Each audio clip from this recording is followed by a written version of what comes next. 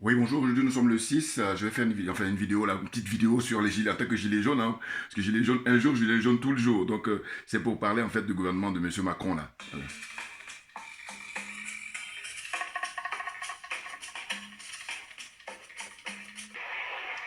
Quand j'ai choisi de nommer M. Papendiaï, j'ai choisi de nommer un homme qui, d'abord par sa vie, son parcours, dit ce à quoi je crois de l'école de la République. Et je pense qu'il incarne aussi ce que nous avons fait ces 5 dernières années, ce que nous voulons faire.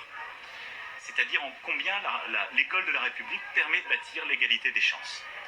Et permet, quelle que soit la trajectoire familiale, et il a une formidable vie familiale que lui-même, sa sœur, si je peux me permettre de faire cette évocation plus intime avec chacun leur parcours, leur spécificité, disent très bien, mais qui est la vie de millions d'enfants de notre République. Et je pense qu'aussi, il incarne ce faisant ce à quoi je crois de cette école, c'est-à-dire par le soin de parents qui ont cru dans l'école de la République, le soin d'enseignants qui ont cru dans un enfant, et puis ensuite son talent pour accéder aux meilleures études et lui-même devenir enseignant et chercheur, et bien montrer que c'est un destin d'excellence. La deuxième chose, c'est qu'il a montré par ses études, son parcours académique, son souci de l'égalité des chances. Et cet attachement, quelque chose que je crois profondément, notre République, et le fait que la République devait toujours se regarder elle-même, être capable de bâtir son unité dans le respect des diversités. C'est le discours universaliste auquel je crois, et je pense qu'un des défis auxquels nous sommes confrontés aujourd'hui, c'est aussi de savoir parfois dépasser les fractures dans lesquelles il faudrait toujours... On est sommé d'habiter forcément un camp. Voilà, bon, alors je vais faire mon commentaire. Vous dire ce que ça m'inspire, tout naturellement, excusez-moi. Voilà, c'est calé. Donc je disais que je suis un gilet jaune convaincu, hein, et puis accessoirement spécialiste de la France. Je fais cette vidéo pour revenir sur la nomination des ministres, notamment M. Papendiaï, que j'ai rencontré comme ça, j'allais dire de manière... c'était le hasard de la vie, voilà. Je dis toujours que quand on habite à Paris, on a plus de chances au niveau probabilité, puisque c'est la capitale de la France, et puis d'une certaine façon, beaucoup de gens y convergent pour des raisons XY, notamment professionnelles ou voilà, familiales, ou tout ce que vous voulez. Donc Papendiaï, en fait, c'est lui qui est le nouveau ministre de l'Éducation nationale. Alors pareil, on est aussi dans la démagogie totale, parce qu'en réalité, lui, il est spécialiste en fait de l'histoire américaine. En fait, voilà, c'est un intellectuel. Il a écrit des bouquins et je dois dire que j'ai une préférence plutôt pour sa sœur, qui me paraît beaucoup plus honnête. Et comme l'oligarchie adore manipuler les gens en France, vous voyez bien que qu'est-ce qui se passe, c'est que en fait, euh, les désignations qui sont faites des différents ministres, c'est que ça prête à polémique. Mais c'est fait volontairement, hein, sauf que beaucoup de gens ne comprennent pas ça. Et c'est pour ça que moi je fais mes vidéos pour donner mon point de vue. Parce que je dis quoi? Je dis, mais écoutez, dans un pays dont on nous dit que c'est environ 67 millions d'habitants, bon, c'est pas les compétences qui manquent. Voilà. C'est pas des gens qualifiés qui manquent. Donc je me dis, pourquoi aller choisir des personnes ou des personnalités qui vont prêter à polémique? Pourquoi? Mais c'est faire des saints pour que, justement, au lieu d'aller à l'essentiel, on passe tout le temps à aller à l'accessoire, c'est-à-dire qui est beaucoup moins important. C'est fait exprès, hein? Oui. Et c'est pour ça que le résultat des courses, avec le temps, les Français sont lobotomisés. Voilà, tout simplement. Mais oui, parce qu'on ne leur dit pas la vérité. Et je me rappelle toujours que la France, de très loin, est un des pays où les gens prennent des antidépresseurs. Il faut se poser des questions. Pour quelles raisons? Et ça m'intéresse de très très près. Et oui, parce que comment ça se fait? Maintenant, à mon petit niveau, j'ai dit non. Je donne comme ça une réponse qui peut paraître peut-être simple, mais en tout cas, on va demander maintenant aux spécialistes qui s'expriment là-dessus. Ah oui. C'est-à-dire, je dis pour moi, comme on ne dit pas la vérité aux gens, à un moment donné, voilà, ils décrochent. Ah oui. Passe le temps à les flatter, mais à flatter de manière, j'allais dire, à long terme, ça ne tient pas la route. Quand on vous dit, par exemple, vous êtes, comment dire, dans un pays des droits de l'homme, et dans la pratique, ça donne quoi? Que dalle. Donc, c'est pas la peine. Il faut renoncer à ça, il faut changer. Et il faut un changement de paradigme très profond, radical, je dis ça, pour que les citoyens français puissent vérifier que, voilà, ils sont en conformité avec cette, comment dire, euh, philosophie là, comme ça, qui veut que on donne des leçons, voilà, au monde entier sur les droits de l'homme. sur la liberté d'expression, compagnie, alors que dans la pratique, je vous dis, c'est zéro. Et c'est là où ça pose problème, c'est clair. Donc, désignation de M. Papendiaï en tant que nouveau ministre de l'Éducation nationale, désignation de M. Damien Abad, pareil, ministre de la Solidarité, ça déclenchait en fait de la polémique partout, parce que lui, il est soupçonné d'avoir, je ne sais pas si c'est question de harcèlement ou des trucs comme ça. Et Papendiaï, lui, il reproche son engagement contre la France. Enfin, contre la France, oui, vous avez bien entendu. En fait, les autres leaders politiques, là, quand ils se prononcent sur lui, ils disent oui, c'est quelqu'un qui a critiqué la France, c'est quelqu'un qui est, comment ils disent ça, limite même, il y a d'autres critiques qui ont parlé de racisme anti-blanc. Enfin bon, ça c'est vraiment l'escroquerie qui est la plus forte, hein, de l'histoire du racisme anti-blanc.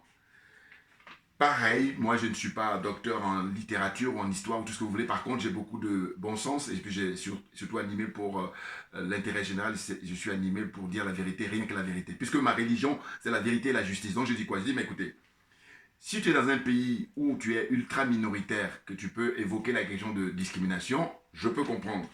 Mais quand tu es dans un pays où les blancs sont ultra majoritaires, c'est quoi ta discrimination? Soyons sérieux. Or, l'oligarchie, justement, comme ils infligent la discrimination sociale, c'est-à-dire que vous allez à l'Assemblée nationale, il faudrait vérifier le CSP, c'est-à-dire les catégories socio-professionnelles, et vous allez voir que qui est-ce qui siège dans les 577 députés, principalement des enseignants, principalement des avocats, principalement des, que dire encore, médecins.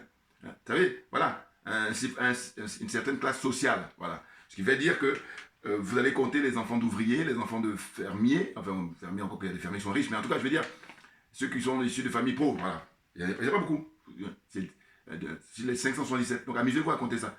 Donc, c'est la raison pour laquelle je dis, comme ils sont toujours dans l'embrouille, ils sont toujours dans le déni, ils sont toujours pour mentir. Bon, là, pour le coup, depuis que le président Vladimir Poutine les a définis, hein, comme ils sont dans la culture du mensonge, ils sont dans l'empire du mensonge. Voilà, ça, c'est les thèmes précis pour lui. Et ben, donc, voilà, ils évoluent naturellement dans leur milieu. Voilà. Donc, j'ai dit, à défaut de répondre sincèrement à ce problème-là, qui est de la discrimination sociale, eh bien, qu'est-ce qu'ils font? Ils font de la diversion. Et c'est pour ça qu'ils vont vous parler du racisme anti-blanc. Ça n'a aucun sens. Mais il se trouve qu'il y a beaucoup qui acceptent, qui sont là aussi pour le coup, quand on reste en France, il y a aussi une certaine servitude volontaire. Hein. C'est pas réservé qu'à la zone là-bas des aliénés. Non, non, non. Beaucoup de Français, malheureusement, sont dans la servitude volontaire parce qu'on se dit quoi? On se dit, bon, comment expliquer que ce monsieur, avec l'ardoise qu'il a pour le mandat qu'il a eu, son premier mandat de 2017 à 2022, il peut être reconduit? Bon, moi, personnellement, je dois dire qu'à travers ce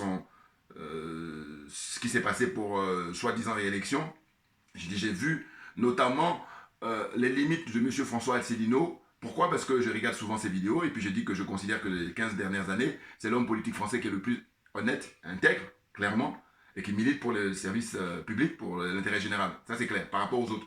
C'est une question de comparaison. Maintenant, néanmoins, là, j'ai vu ses limites au sens où moi, je suis allé beaucoup plus loin. Encore qu'il a dit dans sa dernière vidéo, je vais la montrer à l'intro, de montrer Macron qui raconte sa vie.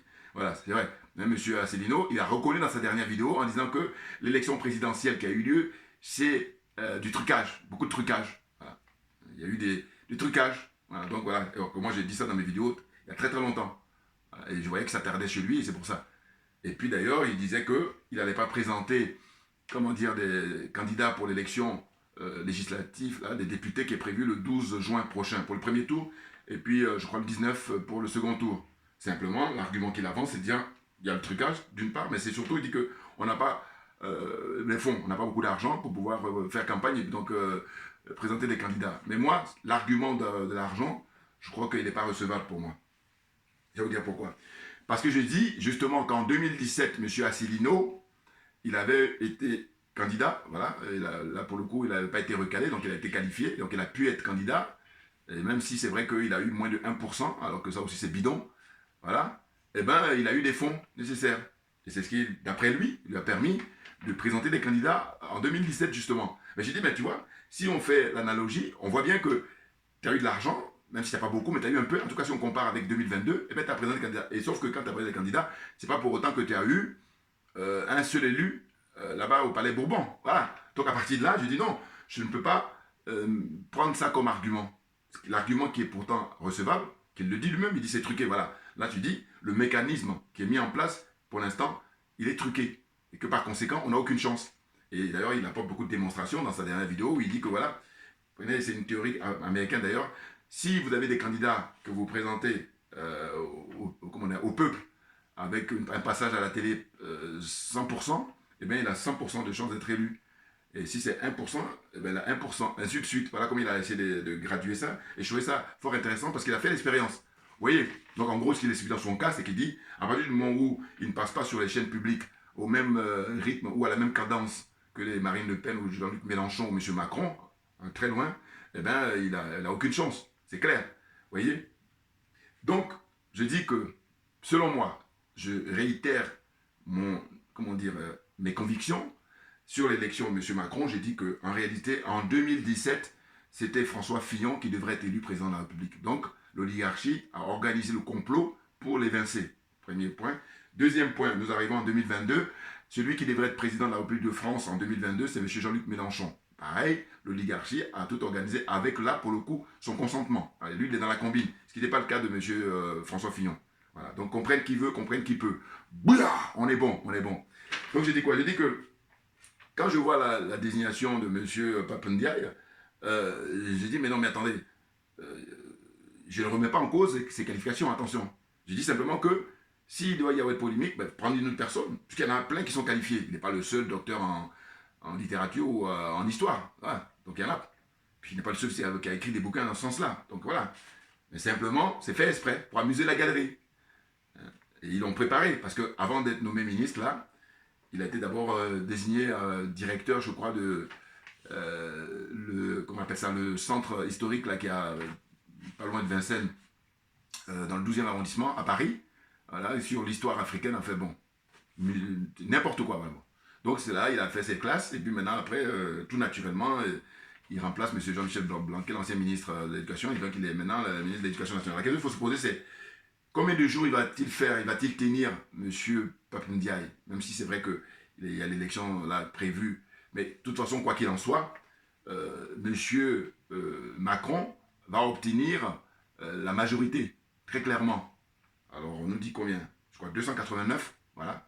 Dès lors que vous avez 289 sur les 577, vous avez la majorité. Donc, il les aura tranquillement. Sachant que en 2017, il avait obtenu plus de 300 députés.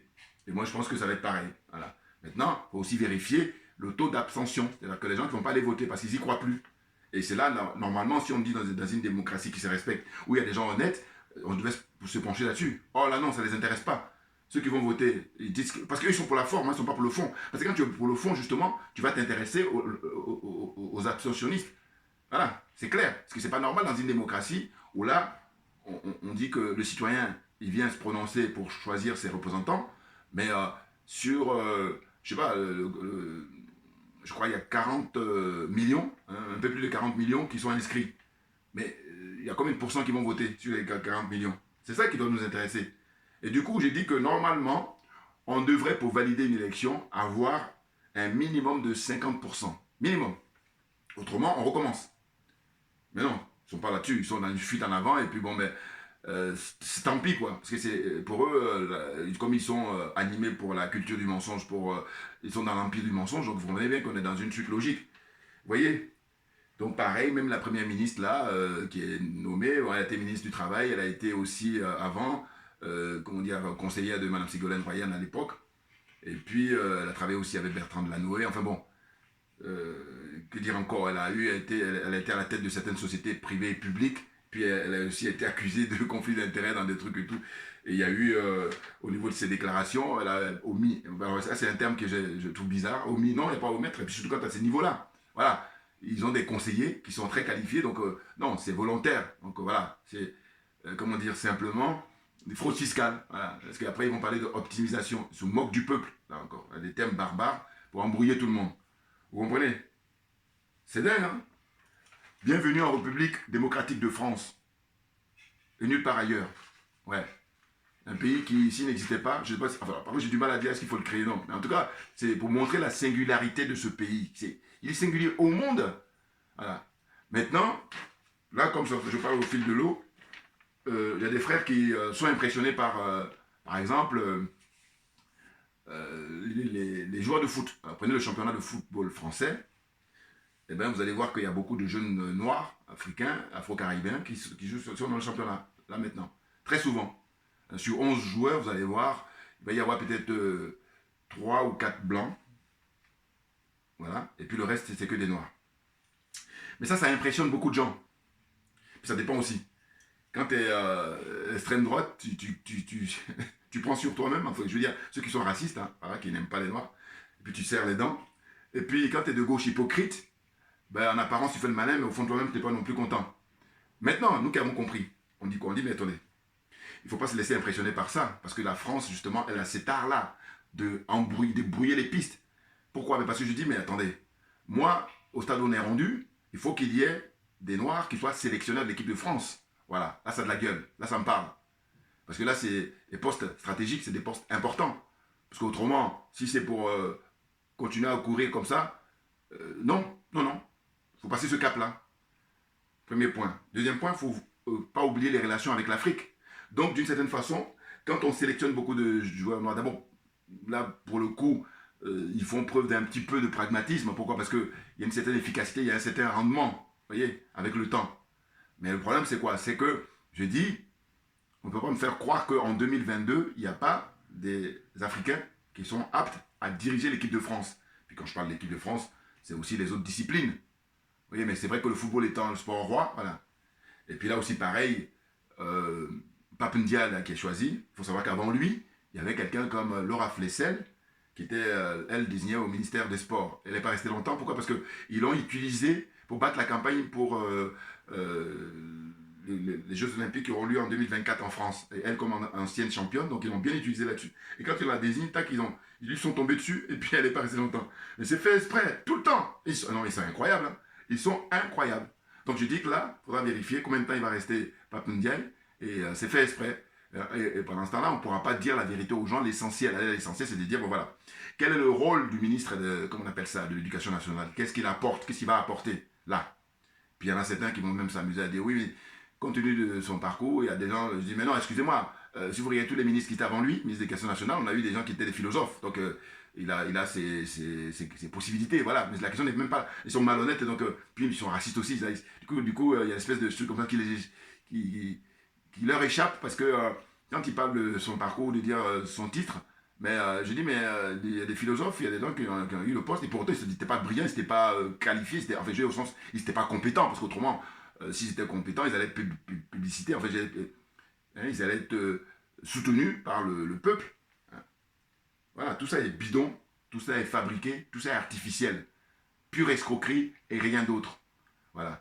Là, on va voir ce que ça va donner, mais on sait déjà, c'est-à-dire que M. Mélenchon, en tant que démagogue par excellence, il a sa liste là, avec une certaine union avec les écologistes et les socialistes, mais ils n'ont aucune chance de pouvoir faire le poids face à M. Macron, c'est clair. Oui, parce que tout est déjà cadenassé depuis fort longtemps. C'est même un peu, bien avant l'élection présidentielle, l'agenda avait déjà tout prévu. Maintenant, tout le reste, ce n'est que de l'illusion, tout le reste, ce n'est que de la mise en scène.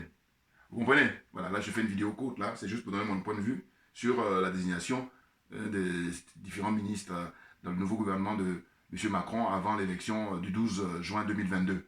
Voilà, et puis on verra après, je veux dire après le deuxième tour, au lendemain du, du 19 juin 2022, que sont ceux qui seront reconduits, que sont ceux qui seront foulés. Puis je note aussi qu'il y a des ministres qui sont gardés en poste, le ministre de la Justice, Dupond-Moretti, le mec il a des casseroles, il est maintenu à son poste. Allez-y comprendre quelque chose. Darmanin, pareil, le mec regarde son bilan, catastrophe. Et puis le ministre de l'économie, Bruno Le Maire, enfin bon, c'est la totale, voilà. Limite si on est gentil, je dis toujours qu'il faut mettre des nez de clown sur le nez de ces gens-là, puis ça va détendre tout le monde, qu'on puisse continuer voilà, de manière détendue, alors que là, comme ils se prennent au sérieux, alors que tout est bidon, donc c'est n'importe quoi. Voilà. Merci à vous tous pour votre attention, et puis à très bientôt. Merci bien.